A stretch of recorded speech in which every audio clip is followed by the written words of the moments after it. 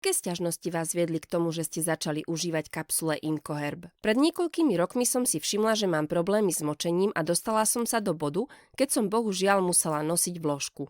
Medzi tým som hľadala riešenie na internete a tu som narazila na IncoHerb.